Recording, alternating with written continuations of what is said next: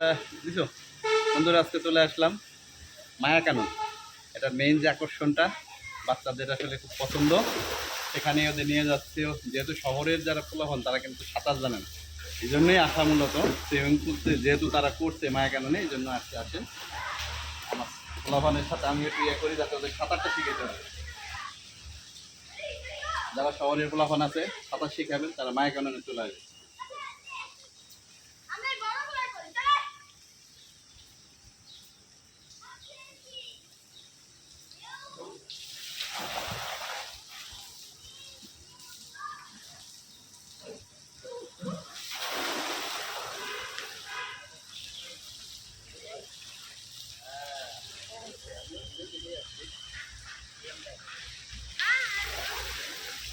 আসেন সুইমিং পুলে নামেন।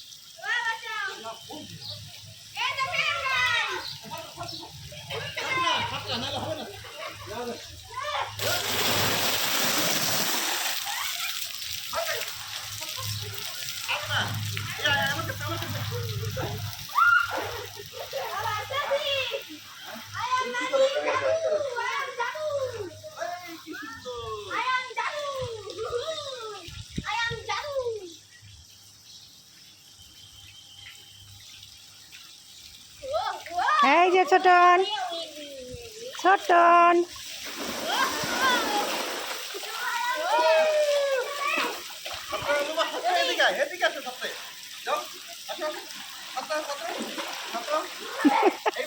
হ্যালো, ভালো লাগতেছে বাবা? হ্যাঁ, ভালো লাগতেছে। আমরা আসলাম সাঁতার শিখতে।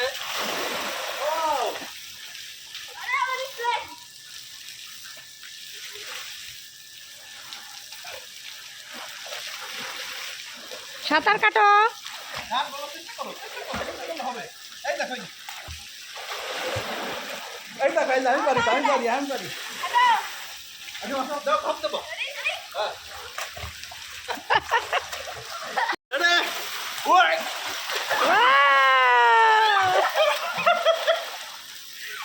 দাও দাও দাও, তুই পারিস না? গরমের দিনে বেশি, হ্যাঁ এই লাগতেছে। কেমন লাগতেছে? ভালো, ভালোই লাগতেছে। আপনারা যে কেউ আসতে পারেন মায়া কানন, কিশোরগঞ্জ থেকে খুব কাছেই। হ্যাঁ, সুন্দর একটা পরিবেশ আমার ভালো লেগেছে, এবং আমার এই পোলাবার নিয়ে আসছি সাঁতার শিখানোর উদ্দেশ্যে। দেখা যাক কতটুকু পারে তারা।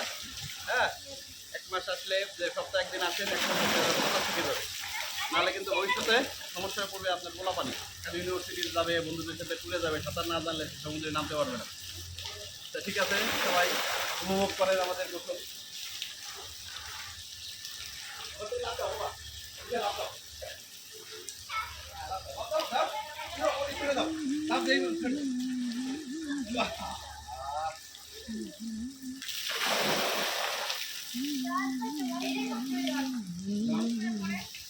হ্যাঁ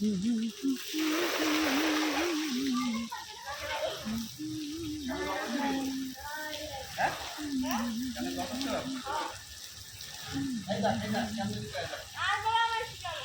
এই যে দেখ